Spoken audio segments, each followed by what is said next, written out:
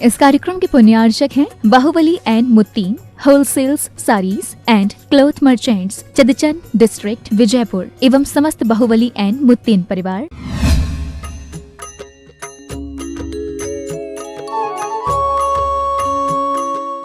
ಒಂದು ನಗರದಲ್ಲಿ ಒಂದು ಊರಿನಲ್ಲಿ ಯಾವುದೋ ಒಂದಾನೊಂದು ಕಾಲದಲ್ಲಿ ಒಬ್ಬರು ಸಾಧು ಪರಮೇಷ್ಠಿಗಳ ಮುನಿಗಳ ವರ್ಷಾಯೋಗ ನಡೀತಿತ್ತಂತೆ. ಏನು ವರ್ಷಾಯೋಗ ಸ್ಥಾಪನೆ ಮಾಡ್ಕೊಂಡಿದ್ರು. ಆ ಊರಿನಲ್ಲಿ ಭಾಳಷ್ಟು ಜನ ಶ್ರಾವಕ ಶ್ರಾವಿಕಿಯರು ಇರ್ತಿದ್ರು. ದೊಡ್ಡ ದೊಡ್ಡ ಶ್ರೀಮಂತರು, ಸಾಮಾನ್ಯ ಸ್ಥಿತಿಯವರು, ಎಲ್ಲ ಥರದವರು ಇರ್ತಿದ್ರು. ಆದರೆ ಒಬ್ಬರು ಸ್ವಲ್ಪ ಮನಸ್ಸು ಭಾವನೆ ಅಂತಾರಲ್ಲ, ಶರೀರ ಸಣ್ಣದಾಗಿರ್ಬೋದು, ಹಣ ಆರ್ಥಿಕತೆಯ ಕೊರತೆಗೇ ನೀವು ಬಡವರು ಅಂತ ತಿಳಿಯೋದು ತಪ್ಪು. ಏನೋ ಸ್ವಲ್ಪ ಆರ್ಥಿಕವಾಗಿ ನಾವು ಕಮ್ಮಿ ಇದ್ದೀವಿ ಅಂದ್ರೆ ಯಾರು ಅಂದರು ನಾವು ಬಡವರು ಇದ್ದೀವಿ ಮಹಾರಾಜರ. ಹಿಂದಿಲಿ ಅಂದ್ರೆ ಹಮ್ ಗರೀಬ್ ಹೇ. ನಾನಂದೆ ಹಮ್ ಭಗವಾನ್ ಕೆ ಕರೀಬ್ ರೇತೆ ತೋ ಗರೀಬ್ ಹೋ ಕೇಸೆ ಸಕ್ತೆ. ಏನ್ರಿ, ನಾವು ಭಗವಂತರ ಹೊತ್ತರದಲ್ಲಿದ್ದರೆ, ಸಮೀಪದಲ್ಲಿದ್ದರೆ, ಅವರು ಶರಣದಲ್ಲಿದ್ದೀವಿ ಅಂದರು ನಾವು ಬಡವರು ಆಗೋದು ಹೆಂಗೆ ಸಾಧ್ಯ ಅಂದರೆ? ನೀವು ಮಾತ್ರ ಹಣ ಇದರಿಂದನೇ ಶ್ರೀಮಂತಿಗೆ ಅಂತ ತಿಳಿಬೇಡ್ರಿ. ಏನು ತಿಳಿಬೇಡ್ರಿ? ಅದೇನೋ ಐತೆ ಬಂಗಾರ ಬೆಳ್ಳಿ ಐತೆ ಅಂದಕ್ಕೂ ಶ್ರೀಮಂತಿಗೆ ಅಂತ ತಿಳಿಬೇಡ್ರಿ. ಅವರ ಹೃದಯ ಒಂದು ವಿಶಾಲವಾಗೈತೆ ಅಂತ ಅಂದರೆ ಜಗತ್ನಾಗ ಸಾಕು, ನಮಗಿನ್ನೇನು ಬೇಕ್ರಿ? ಅದಕ್ಕೆ ಇವ್ರು ಹೇಳ್ತಾರೆ ಯಾರು ಅಂತಂದರೆ, ಇಷ್ಟೇ ಕೊಡು ಪ್ರಭು, ನನಗೆ ಹೆಚ್ಚಿಗೆ ಕೊಡಬೇಡ. ಏನಂದರು? ಪ್ರಭು ಇಷ್ಟೇ ಕೊಡು, ಯಹಿ ದೋ ಮೇ ಅವ್ರ ಕುಟುಂಬ ಸಮಾಯೆ ಆಯೆ ಅತಿಥಿ ಭೂಖೆ ನಾ ಜಾಯ್. ನನಗೇನು ಹೆಚ್ಚಿಗೆ ಬೇಕಿಲ್ಲ, ನಾವು ನಮ್ಮ ಪರಿವಾರದವ್ರ ಹೊಟ್ಟೆ ತುಂಬ ತುಂಬ್ಕೊಳ್ಳೋಣ. ಅವರು ಬಂದಂಥ ಅತಿಥಿಗಳು ಹಸ್ಕೊಂಡು ಹೋಗಬಾರದು. ಏನು ಮಾಡಬಾರ್ದು? ಇಷ್ಟೇ ನಮಗೆ ಬೇಕು, ಅದಕ್ಕಿಂತ ಜಾಸ್ತಿ ಇದ್ದರೂ ನಿಮ್ಗೀಗ ಅಂದ್ರಲ್ಲ, ನಿಮ್ಗೆ ನಿದ್ದೆನೇ ಬರಲ್ಲ, 10 kg ಬಂಗಾರ ಇಟ್ಕೊಂಡು ಇನ್ನೇನು ಮಾಡಾರ. ಒಬ್ಬ ಏನು ಮಾಡಿದ್ರಂತ, ಒಂದು ಯಾವುದೋ ಒಂದು ವರ ಸಿದ್ಧಿ ಮಾಡ್ಕೊಂಡ್ರಂತೆ. ಏನು ಮಾಡ್ಕೊಂಡ್ರು? ಒಂದು ಮಂತ್ರ ಸಿದ್ಧಿ ಮಾಡಿಕೊಂಡ್ರು. ಆ ಮಂತ್ರ ಸಿದ್ಧಿಲಿ ಏನು ಹೇಳಿದ್ರು ಅಂತಂದ್ರೆ, ಆ ಮಂತ್ರ ಸಿದ್ಧ ಆಯಿತು, ಅವರಿಗೇನೋ ಒಂದು ಇದು ಸಿಕ್ತು. ನಮಗೇನು ಬೇಕು ಅಂತ ಕೇಳಿದ್ರಂತೆ. ನಾನು ಮುಟ್ಟಿದ್ದೆಲ್ಲ ಬಂಗಾರ ಆಗಬೇಕು ಅಂತಂದ್ರಂತೆ. ಏನಂದ್ರೆ ಆಯಿತು ಅಂತ ಆಯ್ತು, ಸಿದ್ಧ ಆಯಿತು, ಮುಟ್ಟಿದ್ದೆಲ್ಲ ಬಂಗಾರ ಆಗಬೇಕು. ಎಲ್ಲ ಏನೇನು ವಸ್ತುಗಳು ಮುಟ್ಟಕ್ಕೆ ಹೋದ್ರು, ಬೆಳಗ್ಗೆ ಸ್ನಾನ ಮಾಡೋಕ್ಕೆ ಹೋಗ್ಯಾರ, ನೀರು ಮುಟ್ಟಾರ, ಎಲ್ಲ ಬಂಗಾರ ಆಗಿಬಿಡ್ತು. ಏನು ಮಾಡಕ್ಕೆ ಹೋದಾರ? ಮತ್ತಿನ್ನೇನು ಬಟ್ಟೆ ಹಾಕೊಳಕ್ಕೆ ಹೋಗಿದ್ರೆ ಅದು ಬಂಗಾರದ್ದಾತು. ಏನಾಯ್ತು? ಅದು ಬಂಗಾರ ಆಯ್ತು, ಬಟ್ಟೆ ಬಂಗಾರದ್ದಾತು. ಅವ್ರು ನೀರು ಕುಡಿಯೋಕೆ ಹೋಗ್ಯಾನ, ನೀರು ಬಂಗಾರದ್ದಾತು. ಊಟ ಮಾಡೋಕೆ ರೊಟ್ಟಿ ತಂದಿಟ್ಟಾರ, ಅದು ಬಂಗಾರದ್ದಾತು. ಇನ್ನು ಏನು ಮಾಡಬೇಕು? ಹಾಸಿಗೆ ಹೋದ, ಹಾಸಿಗೆ ಹಿಡ್ಕೊಂಡ, ಹಾಸಿಗೆ ಅದು ಬಂಗಾರದ್ದಾತು. ಏನಾಯ್ತು? ಅವರ ಪುತ್ರನ ಹಿಡ್ಕೊಂಡ್ರು, ಆ ಪುತ್ರ ಬಂಗಾರದವಾಗಿಬಿಟ್ಟ. ಪುತ್ರಿಯನ್ನು ಹಿಡ್ಕೊಂಡ್ರು, ಅವ್ರ ಮಡದಿಯನ್ನು ಹಿಡ್ಕೊಂಡ್ರು, ಅವರು ಬಂಗಾರದಾರಾದರು. ಇನ್ನು ಏನು ಹಿಡ್ಕೊಳ್ಬೇಕು? ಹೇ ಭಗವಂತ ಅಂತ ತನ್ನ ತಲೆ ಹಿಡ್ಕೊಂಡ, ತಾನೂ ಎಲ್ಲ ಬಂಗಾರ. ಇನ್ನೇನು ಉಳಿದಲ್ಲಿ ಏನು ಮಾಡ್ಬೇಕು? ಅದನ್ನು ಏನು ಉಪಯೋಗಕ್ಕೆ ಏನು ಬಂತು? ನೀವು ಏನು ತಿಳಿತೀರಲ್ಲ, ಇವು ಎಲ್ಲ ವಸ್ತುಗಳು ಭಾಳ ಸುಖ ಕೊಡ್ತಾವಂತಿರಲ್ಲ, ಆಗ ಇನ್ನೇನು ಮಾಡ್ಬೇಕೀಗ? ಎಲ್ಲ ಬಂಗಾರದ್ದು ಎಲ್ಲಿ ಊಟ ಏನು ಮಾಡ್ಬೇಕ? ಯಾವಾಗ ರೊಟ್ಟಿ ಊಟಕ್ಕೆ ಬಾಯ್ ತಗೊಂಡು ಕೈ ಹಚ್ಚಿದ್ರಿ ಅದು ಬಂಗಾರ ತಿನ್ನಕ್ಕೆ ಬರ್ತೈತಿ, ಉಣ್ಣಕ್ಕೆ ಬರ್ತೈತೆ, ಕುಡಿಯೋಕ್ಕೆ ಬರ್ತೈತೆ? ಬರೋಂಗಿಲ್ಲ. ಅದೇ ಪ್ರಕಾರ ಅವನು ಏನು ಮಾಡ್ತಾನ, ಈ ರೀತಿಯಾಗಿ ಇದು ನಮ್ಮ ತಿಳುವಳಿಕೆ ಇಲ್ಲದೆ ಇದ್ದದಕ್ಕೆ ಇಂಥವೆಲ್ಲ ನಾವು ಮಾಡ್ತೀವಿ. ಏನು ಮಾಡ್ತೀವಿ? ತಿಳ್ಕೊಂಡ್ರೆ ಮನುಷ್ಯಗೆ ಅಷ್ಟೆಲ್ಲ ಎಲ್ಲ ಸಂತೋಷಿ ಸದಾ ಸುಖಿ ಅಂತ. ಏನಂತ? ಯಾವಾಗಲೂ ಸಂತೋಷ ಗುಣ ಐತೆ ಅಂತ ಅಂದ್ರೆ ನಾವು ಸುಖಿ ಇದ್ದೀವಿ. ಇಲ್ಲ ಅಂದರೆ ಸುಖಿ ಇರೋಕ್ಕೆ ಸಾಧ್ಯ ಇಲ್ಲ. ಯಾವ ಧನ ವೈಭವಗಳಿಂದ ಸುಖ ಪ್ರಾಪ್ತಿ ಯಾರಿಗೂ ಆಗಕ್ಕೆ ಸಾಧ್ಯನೂ ಇಲ್ಲ. ಅದನ್ನು ಪಡ್ಕೊಳ್ಬೇಕು. ಆ ಸುಖ ಸಂಪತ್ತು ನಮಗೆ ದೊರೀಬೇಕು ಅಂತಂದರೆ ನಮ್ಮಲ್ಲಿ ಸಂತೋಷ ಗುಣ ಇದ್ದದ್ದೇ ಸಾಕು. ಏನೈತೆ? ಸಂತೋಷ ಇದೆ, ಏನು ತೊಂದರೆ ಇಲ್ಲ, ಕೊರತೆ ಇಲ್ಲ.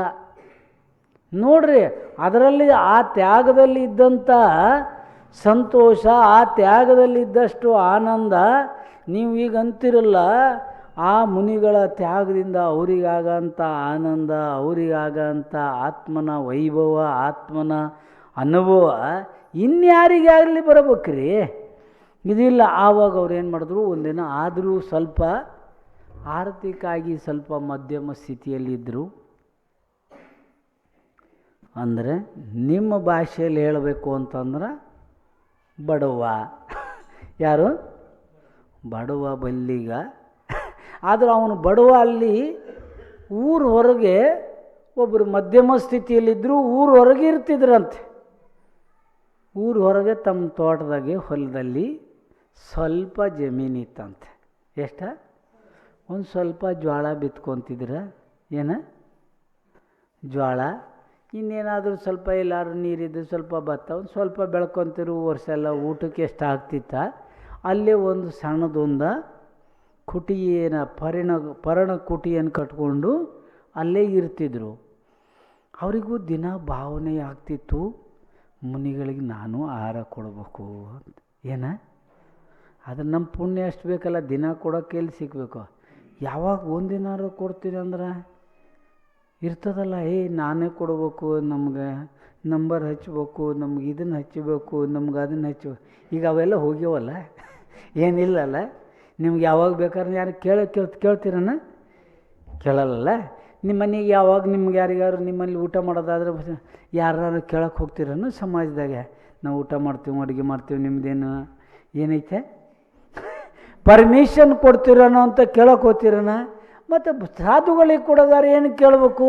ಆದರೆ ಅವನಲ್ಲಿ ಸ್ವಲ್ಪ ಸಂಕೋಚ ಇತ್ತು.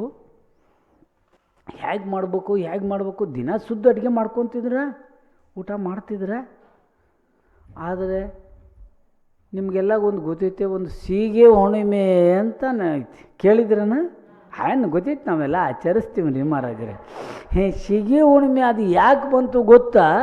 ನಮ್ಮಲ್ಲಿ ನೋಡ್ರಿ ಭಾಳಷ್ಟು ಹಬ್ಬಗಳು ಇಲ್ಲ ಅಂದರೆ ರೂಪಾಂತರವಾಗಿದ್ದಾವೆ, ಇಲ್ಲ ಅಂದರೆ ಕಥೆಗಳಿಂದ ಬಂದವ. ಏನು ಬಂದವ? ಏನೋ ಅದಕ್ಕೆ ಹಿನ್ನೆಲೆ ಇಲ್ಲ. ಅಥವಾ ಇದ್ದ ಹಬ್ಬ, ಮೂಲ ಹಬ್ಬ ಏನಿದ್ದಲ್ಲ ಅವು ಎಲ್ಲ ನಮ್ಮಲ್ಲಿ ರೂಢಿವಾದಲ್ಲ. ಹಬ್ಬ ಅಂದ್ರೇನ? ಉಂಡು ತಿಂದು ಇದು ಮಾಡೋಕ್ಕೆ ವ್ರತ, ನಿಯಮ, ಸಂಯಮ, ದಾನ, ಪೂಜೆ ಇಂಥದ್ದು ಮಾಡೋದಕ್ಕೆ ಹಬ್ಬ ಅಂತ ಹೇಳ್ಯಾರ. ಆ ಹಬ್ಬಗಳು ಯಾವಾಗ ಬರ್ತವೆ, ಯಾವಾಗ ಹೋಗ್ತವೆ? ಯಾವ್ಯಾವ ಹಬ್ಬಗಳ? ಈಗ ನಾಳೆ ಇಲ್ಲ, ಇನ್ನು2 ದಿನ ಬಿಟ್ಟು ಏನು ಬರ್ತತೆ? ಒಂದಿನ ಬಿಟ್ಟು ಬರ್ತೈತ್ರಿ ಮಹಾರಾಜರೇ. ಏನ? ಹಾಂ, ಅದು ರೂಪಾಂತರ. ಅದು ಇಲ್ಲ ಅಂದರೆ ಕಾಲ್ಪನಿಕ. ಅದು ಏನದು? ಹಾಂ, ನೋಡ್ರಿ, ಆವಾಗ ಆ ಹಬ್ಬ ಮುಕ್ಕುಟ ಸಪ್ತಮಿ ಅಂದರೆ 2 ಪ್ರಕಾರ. ಒಂದು ಶಾಶ್ವತ ಪರ್ವ ಇದೆ, ಇನ್ನೊಂದು ಅಶಾಶ್ವತ ಪರ್ವ. ಶಾಶ್ವತ ಹಬ್ಬ ಯಾವುದಕ್ಕಂತಾರಂತಂದ್ರೆ, ಶಾಶ್ವತವಾಗಿರೋ ಹಬ್ಬ ಅಂತಂದರೆ ಅಷ್ಟಮಿ, ಚತುರ್ದಶಿ, ಅಷ್ಟಾನಿಕ, ದಶಲಕ್ಷಣ, ಷೋಡಸ್ಕಾರಣ ಮತ್ತು ರತ್ನತ್ರಯ. ಇವೆಲ್ಲ ಶಾಶ್ವತವಾದ ಪರ್ವಗಳಿದಾವೆ. ಹೀಗೆ ಕೆಲವು ಅಶಾಶ್ವತ ಪರ್ವಗಳಂತಂದರೆ, ಈಗ ದೀಪಾವಳಿ, ಭಗವಾನ್ ಮಹಾವೀರರು ಮೋಕ್ಷಕ್ಕೆ ಹೋದರು. ಅಕ್ಷಯ ತೃತೀಯ ಭಗವಾನ್ ಋಷಭ ದೇವರ ಆಹಾರ ಆಗಿತ್ತು. ಈಗ ರಕ್ಷಾಬಂಧನ ವಿಷ್ಣುಕುಮಾರ ಮುನಿಗಳ ಸಂಘದಿಂದ ಅಲ್ಲಿಂದ ಶುರುವಾತು. ವಿಷ್ಣುಕುಮಾರ ಅಕಂಪನಾದಿ ಮುನಿಗಳಿಂದ ಶುರುವಾತು. ಹಾಗೆಯೇ ಈಗ ರಕ್ಷಾಬಂಧನ ಬರ್ತೈತೆ. ಈ ಮುಕುಟ ಸಪ್ತಮಿ ಅಂದರೆ ಪಾರ್ಶ್ವನಾಥ ಭಗವಂತರು ಮೋಕ್ಷಕ್ಕೆ ಹೋದದ್ದ ಇದಕ್ಕೆ ಸಪ್ತಮಿಗೆ ಮುಕುಟ ಸಪ್ತಮಿ ಅಂತ ಹೇಳಿದರು. ಹೌದಾ? ಮುಕುಟ ಅಂದ್ರೆ ಸಮ್ಮೇತ್ ಶಿಖರ್ಜಿಯಲ್ಲಿ ಎತ್ತರ ಜಾಗದಲ್ಲಿ, ಈಗ ಅದು ಬರ್ತೈತೆ, ಅದು ಅತಿ ಎತ್ತರ ಕೂಟ ಇದೆ, ಅದರಲ್ಲಿ ಕೊನೆಯ ತೀರ್ಥಂಕರು ಅಲ್ಲಿಂದ ಮೋಕ್ಷಕ್ಕೆ ಹೋದವರು. ಹೌದಾ? ಈ ಕಾಲದಲ್ಲಿ. ಹಾಗಾಗಿ ಇದನ್ನು ಈ ಪರ್ವಗಳು ಬರ್ತದೆ. ಅವನು ಏನು ಮಾಡ್ತಿದ್ರು, ಈ ಸೀಗೆ ಹುಣ್ಣಿಮೆ ಅಂತಂದರೆ ಇನ್ನೊಂದು ಕಡೆ ಕರ್ನಾಟಕದಲ್ಲಿ ಭೂಮಿ ಹುಣ್ಣಿಮೆ ಅಂತ ಹೇಳ್ತಾರೆ. ಅದಕ್ಕೆ ಏನಂತಾರೆ? ಭೂಮಿ ಹುಣ್ಣಿಮೆ ಅಂತಾರೆ. ದೀಪಾವಳಿಯಿಂದ 15 ದಿನ ಮೊದಲೇ ಬರ್ತದೆ. ಆ ಕಡೆ ಎಲ್ಲ ಶರದ ಪೂರ್ಣಿಮಾ ಅಂತ ಹೇಳ್ತಾರೆ. ಏನಂತಾರೆ? ಅಥವಾ ಶರದ ತಿಂಗಳು ಅಂದರೆ ಶರದ, ಅಲ್ಲಿಂದ ಚಳಿಗಾಲ ಪ್ರಾರಂಭ ಆಗ್ತದೆ. ಯಾರು ಹೇಳ್ತಾರೆ? ಈಗ ಮುಂದೆ ಭಾದ್ರಪಾದದಲ್ಲಿ ಕೃಷ್ಣರ ಜನ್ಮ ಆದದ್ದು, ಶ್ರೀಕೃಷ್ಣರ ಜನ್ಮ ಆದದ್ದು ಆ ದಿನದಿಂದ ಅಲ್ಲಿ ಉತ್ತರ ಭಾರತದಾಗೆಲ್ಲ ಹೇಳ್ತಿದ್ರು, ಉತ್ತರ ಪ್ರದೇಶದಾಗ ಚಳಿಗಾಲದ ಜನ್ಮ ಆಗ್ತದೆ ಅಂತ. ಏನಾಗ್ತದೆ? ಜನ್ಮ ಆತು. ಹಂಗೂ ಇನ್ನು ಮುಂದೆ ಹೋಗಿ ಸ್ವಲ್ಪ ಓಡೋಕೆ ಆಡೋಕ್ಕೆ ಎಲ್ಲ ಶುರು ಆಗ್ತಾನೆ. ಆಮೇಲೆ ಮತ್ತೆ ಡಿಸೆಂಬರ್ ಜನವರಿ ತಿಂಗಳಲ್ಲಿ, ಯಾವುದು ಮಾಘ ಮಾಸದಲ್ಲಿ, ಅದರಾಗೆಲ್ಲ ಮೈದಾನಕ್ಕೆ ಇಳೀತದೆ. ಅದೇ ಥರ ಈ ಶರದ ಪೂರ್ಣಿಮಾ ಅಂತಂದರೆ ಸೀಗೆ ಹುಣ್ಣಿಮೆ ಯಾಕಾತು ಅಂತಂದ್ರೆ ಅಲ್ಲಿ ಅವತ್ತು ವರ್ಷ ದಶಲಕ್ಷಣ ಮುಗಿದ ಮೇಲೆ ಮಳೆಗಾಲ ಎಲ್ಲ ಕಮ್ಮಿ ಆಗಿತ್ತು. ಒಂದು ದಿನ ಮುನಿಗಳಿಗೆ ನಿಯಮ ಇರಲ್ಲ, ಆದರೂ ಒಂದು ದಿನ ಚತುರ್ದಶಿ ಇತ್ತು, ಅವರು ಉಪವಾಸ ಮಾಡೋದಿತ್ತು. ಹೋಗಿ ಉಪವಾಸ ಮಾಡಿಕೊಂಡು ಅದೇ ಶಾಂತಾಗಿ ಧ್ಯಾನ ಮಾಡೋಣ ಅಂಥೇಳಿ ಆ ಕಡೆ ಭೂಮಿ ಹೊಲದ ಕಡೆ ಹೋದರು. ಅಲ್ಲಿ ಹೋದಾಗ ನೋಡಿದರು ಅವ್ರದ್ದೊಂದು ಸಣ್ಣದು ಮನೆ ಅಲ್ಲೇ ಮಾಡ್ಕೊಂಡಿದ್ರು. ಅದರಲ್ಲಿ ಪಕ್ಕದಲ್ಲಿ ಒಂದು ಏನಾದರೂ ಪ್ರಾಣಿಗಳು ಬಂದು ಎಲ್ಲ ಇದನ್ನು ಹಾಳು ಮಾಡಬಾರ್ದು ಅಂಥೇಳಿ ಅಲ್ಲಿ ಒಂದು ಸಣ್ಣದೊಂದು ಮಲ್ಕೊಳ್ಳೋಕ್ಕೆ, ಅಲ್ಲಿ ಇರೋಕ್ಕೆ ಒಂದು ಸಣ್ಣದೊಂದು ಇದು ಮಾಡ್ಕೊತಾರೆ. ನೀವೇನಂತೀರೋ ಗೊತ್ತಿಲ್ಲ, ಕೆಲವು ಕಡೆ ಹಕ್ಕಿ ಅಂತಾರೆ, ಒಂದು ಗುಡಿಸಿಲ್ಲ, ಅದಕ್ಕೊಂದು ಬೇರೆ ಹೆಸರು ಇರ್ತದೆ. ಅದು ಮಾಡಿದರು. ಇವರು ಹೋದರು. ಅಲ್ಲಿ ಮುನಿಗಳು ಸಾಮಾಯಿಕ ಎಲ್ಲ ಮಾಡ್ಕೊತ ಧ್ಯಾನ ಅಧ್ಯಯನದಲ್ಲಿ ಲೀನಾದರು. ಅವನು ಸಾಹುಕಾರ ಅಂದರೆ ಸಾಹುಕಾರರು ಅಂತೂ ಅಲ್ಲ, ದುಡಿಮೆ ಮಾಡೋಕ್ಕೆ ಹೋಗ್ತಿದ್ರು. ತಮ್ಮದಷ್ಟು ಬೇರೆ ಸಾಯಂಕಾಲ ಬಂದು ನೋಡ್ತಾರೆ, ಮುನಿಗಳ ಬಂದಾದಾರೆ ಇಲ್ಲೇ.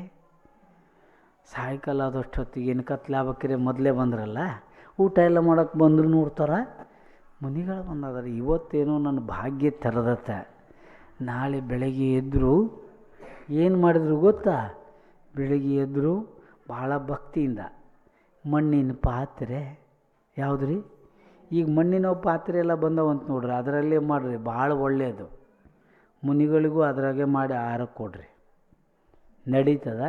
ಕೆಲವರು ಅದನ್ನು ಒಣಗಲ್ಲ ಅಂತ ಹೇಳ್ತಾರೆ. ಏನಂತಾರೆ?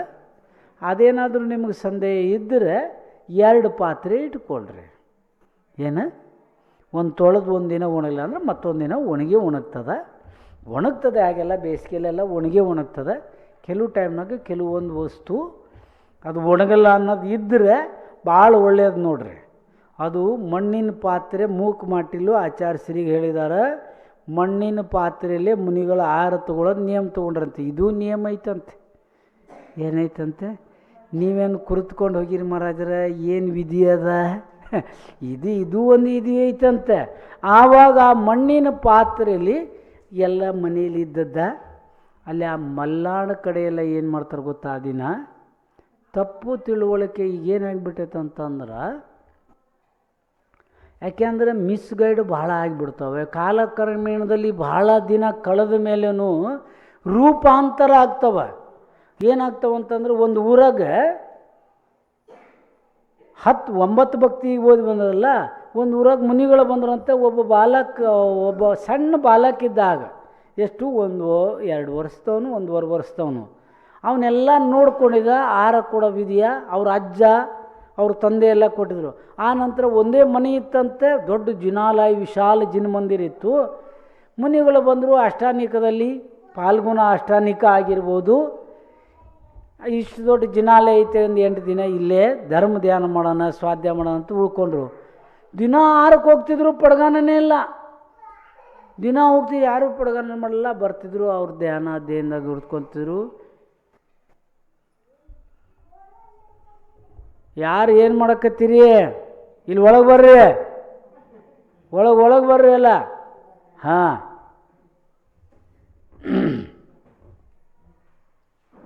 ಆವಾಗ ಏನು ಮಾಡ್ರಿ ಗೊತ್ತಾ? ಅವನು ಏನು ಮಾಡ್ದ, ನೀನು ಏನು ಮಾಡಬೇಕು? ಮುನಿಗಳಿಗೆ ಆಹಾರ ಕೊಡೋಕೆ ಏನು ಸಿಕ್ಕಿಲ್ಲ. 8 ದಿನ ಆಯ್ತು. ಈ 8 ದಿನ ಉಪವಾಸ ಆಯ್ತು, ಏನಪ್ಪ ಅಂತೇಳಿ ಭಾಳ ಅವನಿಗೂ ಮನಸ್ಸಿಗೆ. ಆದರೆ ಅವನಿಗೆ ಒಂದು 9ನೇ ಅಲ್ಲದೆ 10ನೇ ಭಕ್ತಿ ಒಂದು ಆಗ್ತಾಯಿಲ್ಲ ಅಂತ. ಯಾಕೆ ಅಂತಂದ್ರೆ ಅವರು ತಂದೆ ಮತ್ತು ಅಜ್ಜ, ಮುಖ್ಯವಾಗಿ ಅಜ್ಜ ಅವರು ಆಹಾರ ಕೊಟ್ಟಾಗ ಇವನು ಸಣ್ಣಕ್ಕಿದ್ದ.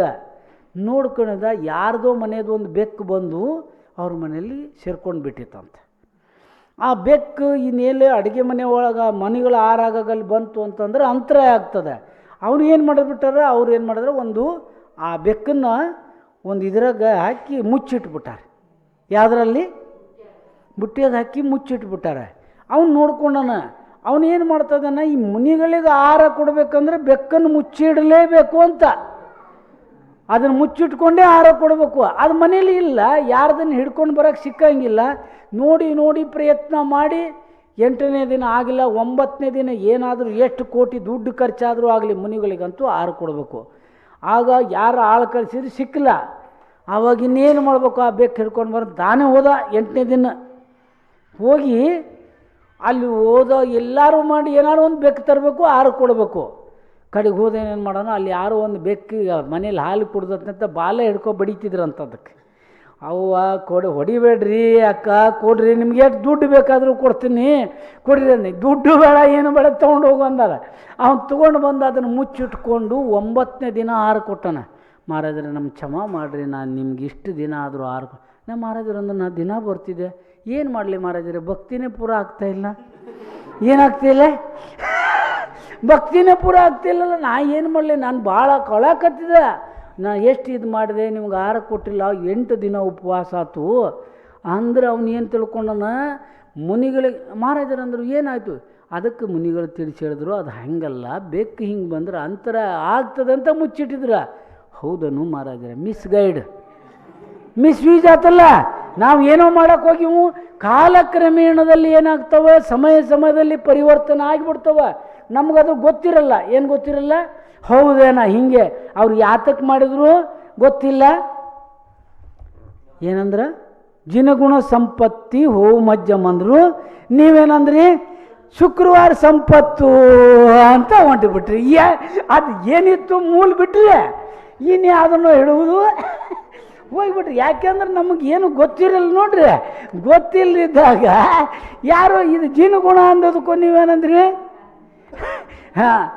ಶುಕ್ರವಾರ ಸಂಪತ್ತು ಅಂದರೆ ಹೊಂಟಿಬಿಟ್ರೆ ಆಗೋತು. ಇದೇ ಇಂಥವೇ ಆಗೋದು. ಆವಾಗ ಅವ್ನು ಏನು ಮಾಡ್ತಾನ, ಇವತ್ತು ನನ್ನ ಭಾಗ್ಯ ತೆರೀತು ಅಂತಲ್ಲ, ಅಲ್ಲಿ ಏನು ಮಾಡ್ತಾರೆ ಈಗ ಮಲೆನಾಡಾಗ ಅದನ್ನು ಗದ್ದೆಗೆಲ್ಲ ತೊಳೆದು ಅದನ್ನೇನು ಮಾಡ್ತಾರೆ, ರಾತ್ರಿ ಎಲ್ಲ ಅಡುಗೆ ಮಾಡಬೇಕು ಅಂತಾರೆ.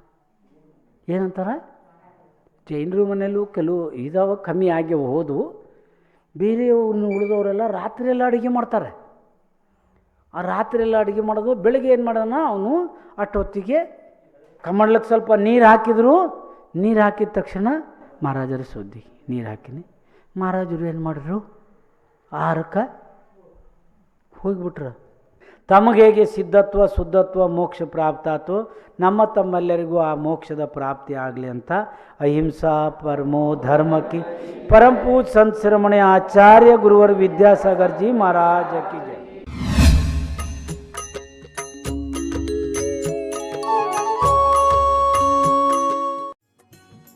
इस कार्यक्रम के पुण्यार्चक थे Bahubali and Muttin wholesales saris and cloth merchants, Chadchan district, Vijayapur एवं